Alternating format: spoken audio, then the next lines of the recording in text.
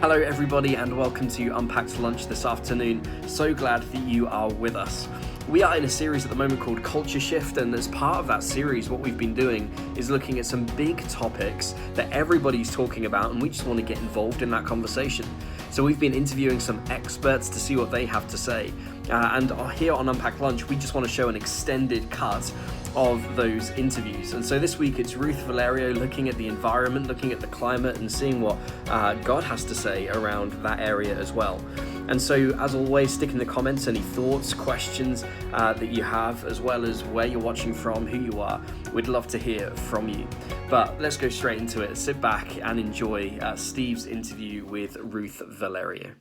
Hey, we're into week 2 of our series called Culture Shift, where we're looking at 4 different topics that people are talking about all the time. And so this week we're looking at the environment, and to help us with that, we have Ruth Valerio with us. So Ruth, hi, welcome.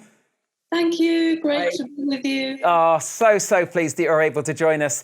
Ruth, now I've met you before, even though you didn't remember meeting me, and so I'm not going to take that personally. But Ruth, just fill us in a little bit on your kind of interaction, your involvement, the teaching that you give with regards to the environment and our world. Yeah, so that apparently I came over to you, it must have been many years ago from the description that you gave.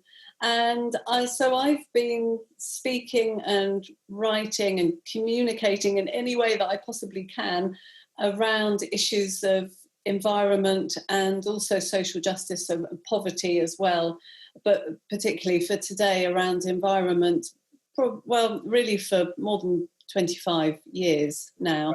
So what was your journey with that? Pardon me? What was your journey that this has become such a passion and such a marker for who you are? Yeah, it actually started at university when I was reading theology, and someone lent me a little book that went through. It looked at what does the Bible say about caring for the environment. And although I was brought up in a home that had a real love and an appreciation of the natural world, I hadn't really been brought up with that understanding that taking care of it was something that particularly had anything to do with the Christian faith.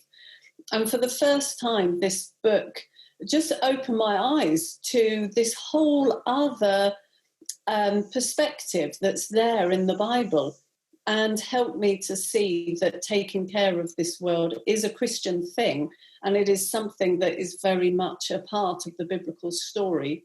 So at that point, I was particularly interested in issues of social justice and poverty, and I quickly began to realise that you can't be interested in people and in people in poverty without caring for the land that they live on and the seas they fish in and the air that they breathe and so on.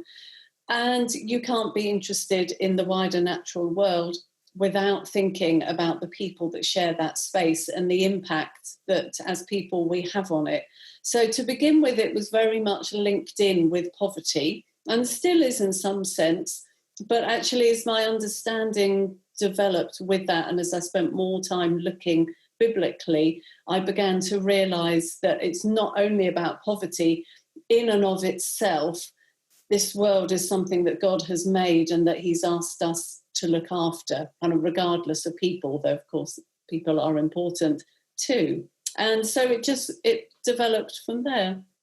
Okay, so for someone like myself, I live in a rural area in Suffolk. I've grown up on a farm, so in a sense, the environment is really important for me. But it's not either, because I don't naturally think of what's the best environmentally friendly or eco-friendly way of resolving this, or of of the electric. So I constantly disappoint my wife Sarah, because she is really passionate about this, and she keeps getting onto me and saying that I ought to be thinking about this much more, I ought to be speaking about it much more, and so I want this interview to change me, okay, to make a shift in me, because my wife will love me all the more if that's the case. All right, so.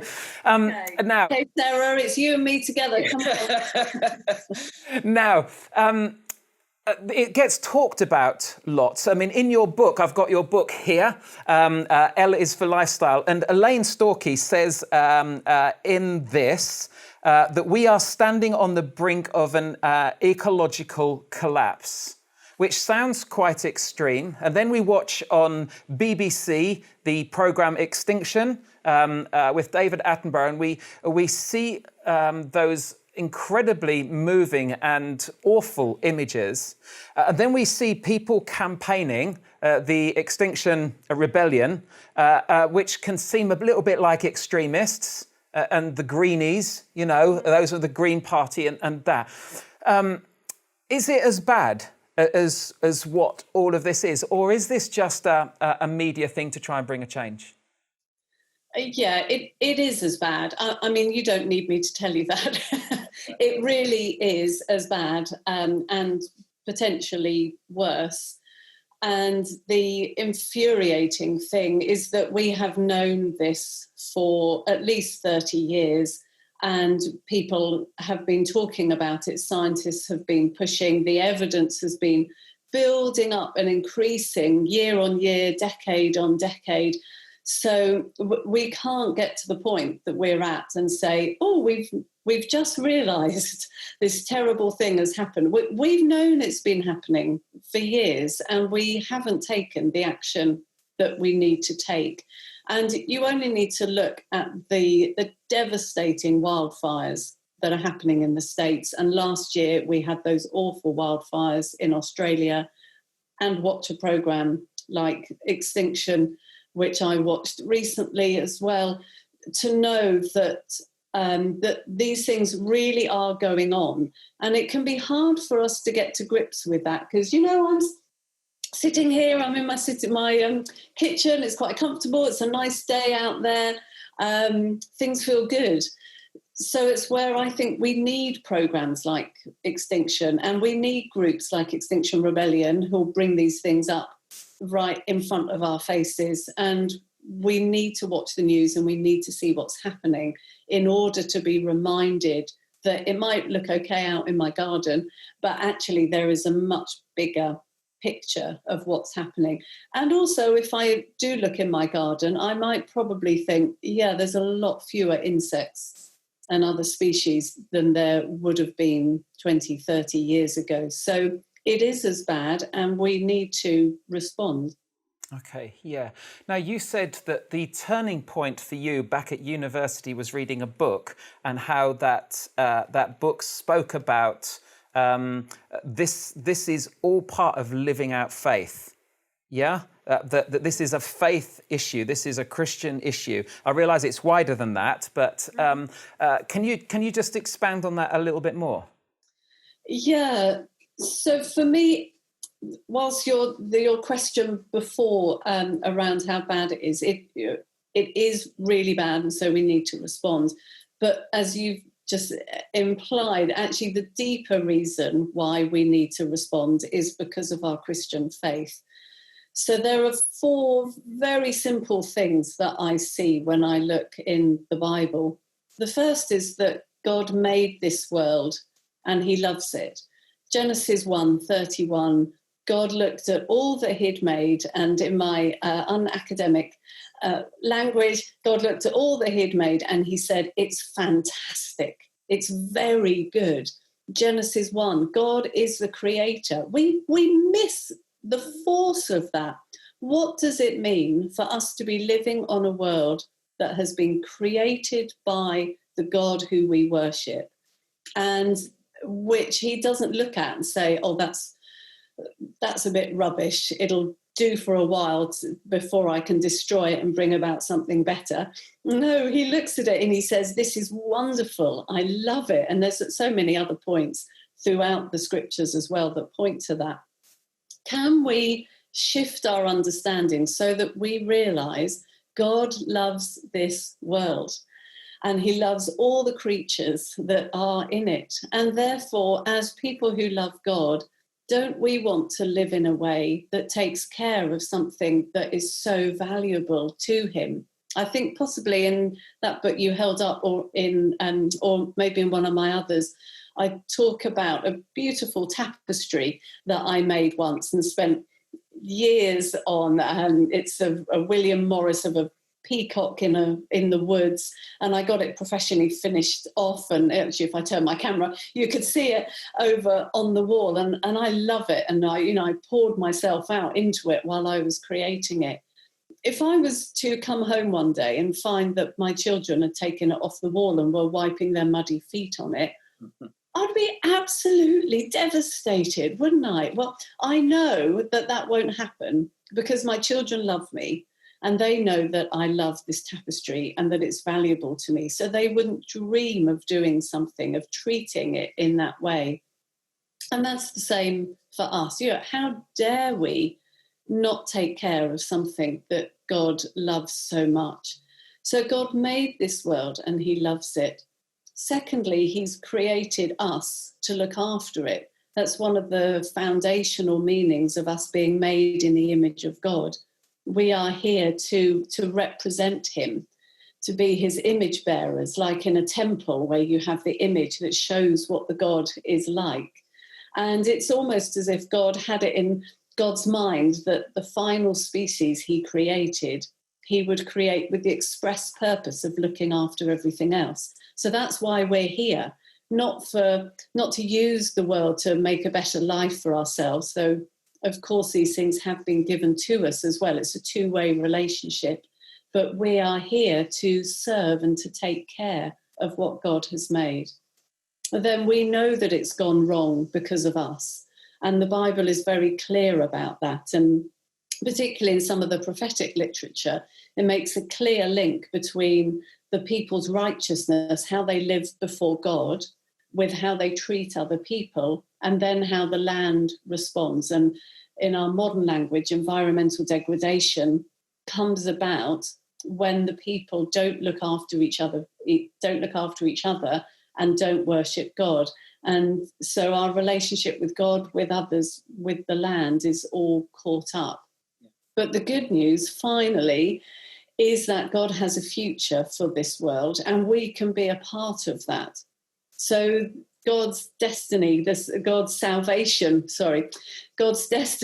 his created order, what we would call salvation, isn't that this world is going to be destroyed and we're going to spend the rest of our days on some floaty heaven somewhere. That's Greek dualism. That's not biblical thinking. It's that this world is going to be renewed. Heaven and earth will be restored. And we can be a part of that. So as we live today, we live in the light of that future, kind of like living parables of what we believe that future is going to be. So for really simple things, God made this world and he loves it. He's created us to look after it. It's gone wrong because of us. Therefore, we have a responsibility to do something about it. And God has a future for this world that he calls us to play a part in. Okay, that's brilliant. It's then the working out of what that means for us, and this is where my issue, because everything you've said, I go yes, but time is an issue, and so it's more convenient to go for a less environmentally friendly approach. So time, convenience, those kind of things, they can create, I think, in me, an apathy towards action, towards doing something.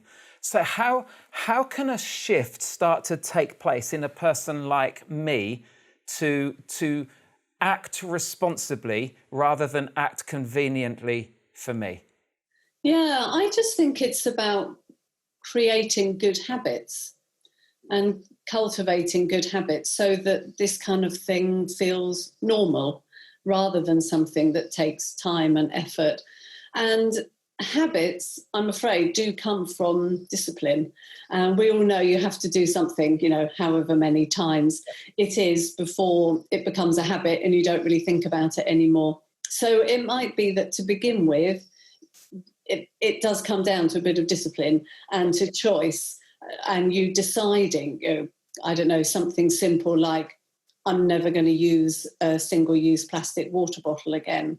So that then takes a bit of discipline about remembering to take your water bottle with you, to have a keep cup not that we're going out at the moment, but if you're going somewhere where you're going to buy a takeaway coffee, so you've got something with you so you don't have to take something that's disposable. So it's just kind of about that thought and that thinking. What would be another example? When many years ago, when I wanted to shift away from using a car so much and try and walk or cycle more, to begin with, it was an effort. It was so much quicker and more convenient to jump in my car and go somewhere. And I had to talk myself through it. This is part of being a Christian and da da da da da. Now it just seems second nature. I don't really think anything about jumping on my bike to go and cycle somewhere. And the same with food, and thinking about where our food comes from and reducing the amount of meat and dairy that we consume. All of those things that we know, I think they start with choice and discipline, and then they become habits and just normal ways of living. Great. Okay. Lots of what we hear. Oh no, I'm just thinking. One of the arguments that that people will say against some of the things that that you've mentioned is that there are inconsistencies. So if I go to the supermarket and I buy fair trade bananas, they're in plastic wrappers, whereas the other ones, which aren't fair trade, there is no plastic involved. That to recycle, they get carted off in ships to other countries, so the carbon footprint, is even worse than me just throwing it in. Do you see? So you must come up against this all the time. So go on, just give us a little bit of insight into when those things are said. How do you respond? And sometimes those things, not meaning the examples you've given, sometimes those things are right. And so it's a process of learning and changing. And I've had to learn a lot of humility because our understanding and the science around things changes. So we might think we know something around something, and then it changes and we think, no, actually, we're better doing it this way, and that's okay. We just need some humility and the ability to learn and adapt. I don't know what supermarket you're shopping in where the fair trade bananas come in plastic bags. They don't in my supermarket. Oh, don't they? Okay. No. They do in our Tesco's. Okay, yeah. Then I would recommend you contact your Tesco's and say that to them and say you really want to buy fair trade, but you don't want the plastic. They don't need to be. They're not in other supermarkets. So I think that's a great example then of campaigning and advocacy. Get onto your supermarket and keep pushing them.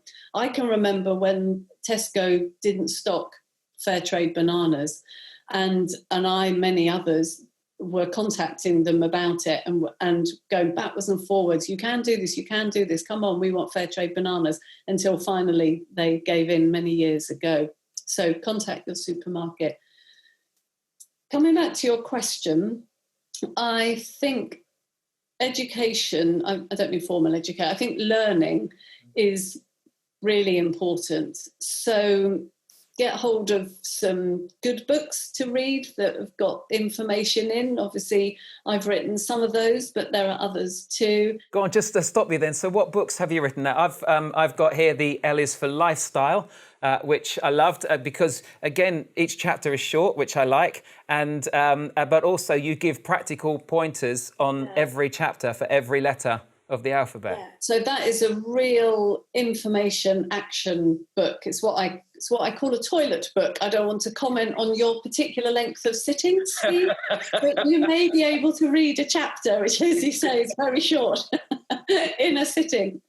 And it gives information on a whole rate. It goes through the alphabet, takes a different issue for each letter, gives some information on that, looks at some of those issues you mentioned, and then gives 2 or 3 clear action points at the end of each chapter. So that's a really great way to build up your understanding and to be equipped to take some action. Another book that just came out, I'm sorry if this is back to front, but it's called Saying Yes to Life. And it was originally the Archbishop of Canterbury's Lent book for this year, but it's now been brought out again without the Lent bit on the cover. And goes through, explores the opening chapter of Genesis, and each chapter looks at whatever was created on that particular day. And I'm not going to get into whether it's literal or not. So looking at the creation of light or animals, birds and sun, moon and stars and so on, and explores that biblically, then looks today at what the issues are around today. And again, has lots of practical things that we can do, plus stories from all around the world of churches that are engaging.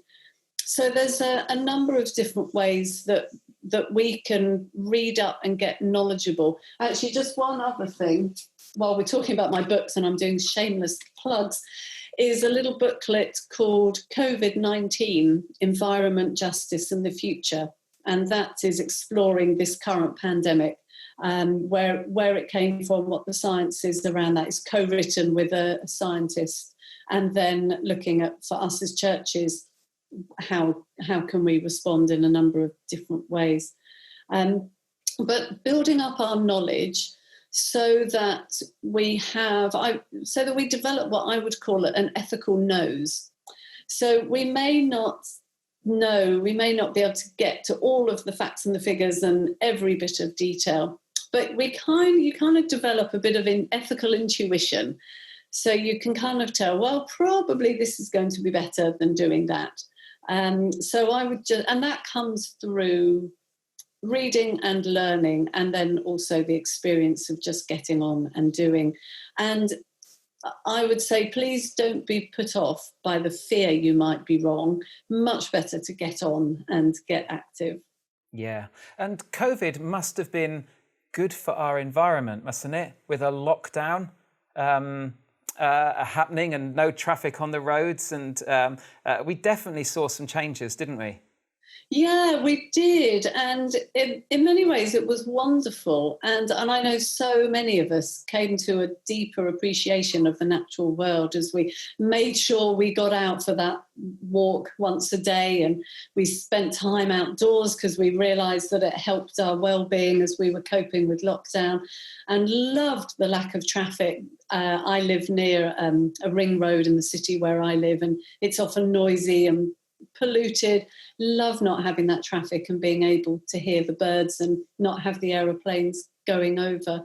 Yeah. So there was a huge amount of good that came through that.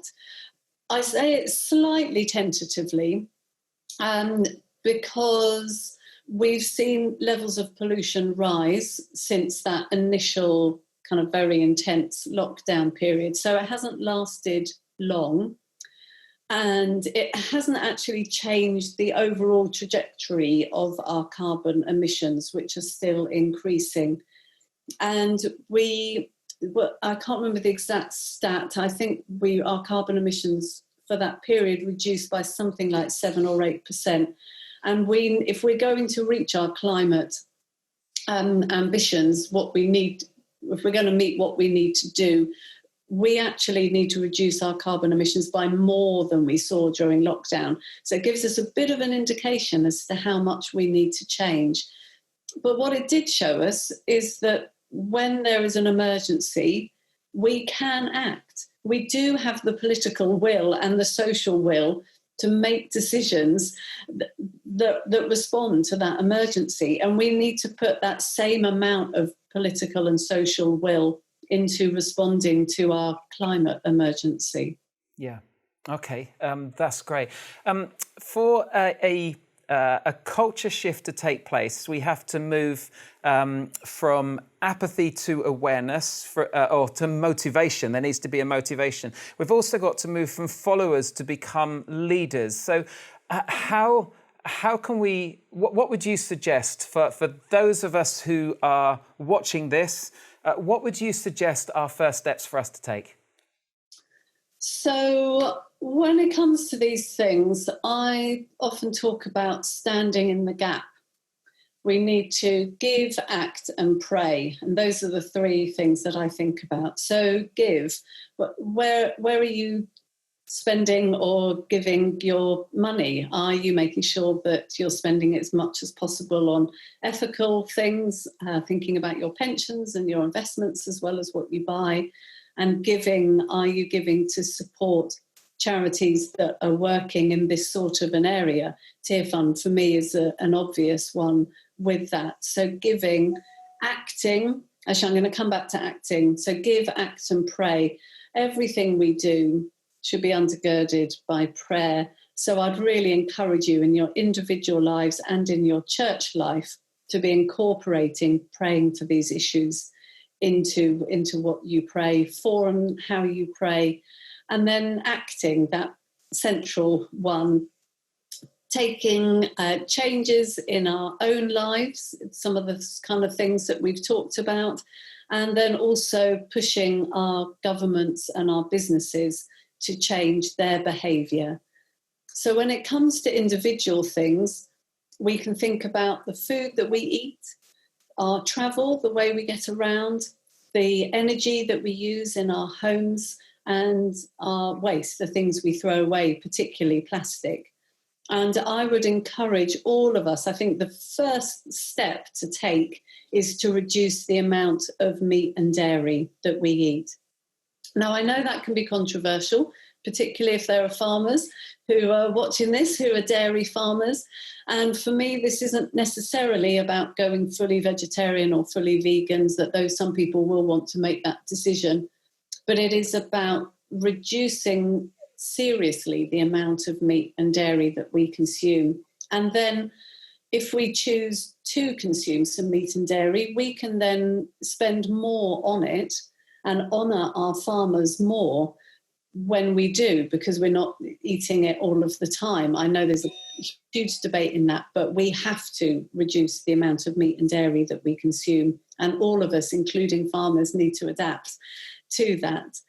And then in terms of the government, at Tear Fund, we're currently running a campaign looking at this concept of the world rebooted. How can we use this pandemic to shift our culture? As we look at an economic recovery package, let's do that in a way that puts us on a different footing in terms of our relationship with the natural world. And we've got specific campaign asks targeted at the government and at the Chancellor, asking them to put together a green and sustainable economic package. If you type Tear Fund Reboot campaign into your search engine, you'll find out more about that. And we're joining with a whole load of other organisations as we do that. Fantastic.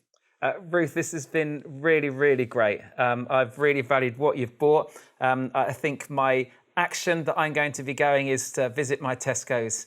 And at least that's one step that I'm taking forward. And but obviously other areas of life too. And presumably visiting them and asking about the plastic bag. About the plastic. Yes, that's what I mean. Yes, that's right. Yes, that's it. Going to Tesco's. No, not just going to Tesco's, but no, to go to say about removing the plastic from the fair trade banana. Absolutely, yes. Ruth, you have been brilliant. Thank you so much. Can I just ask, would you mind just praying for us just as we finish this interview? Would that be okay? Yeah, brilliant. Lord God, our creating, sustaining, saving God, we come before you with deep humility, acknowledging that we have completely messed up when it comes to looking after this world that you love so much. But from out of that place of acknowledgement, Lord, we say to you that we want to change and we want to act and we want to become better image bearers. We want to take care of this world that is so precious. Lord, I pray that from out of this, you will be speaking to each one of us about the different actions that we can take, and that you will help us to move forward and to be a part of a movement that really does shift the culture on these issues. Father, we pray, may your kingdom come, may your will be done on this earth as it is in heaven. Amen. Amen. Ruth, thank you so much for being part of this. We have loved it. Really loved it. Thank you. Thanks.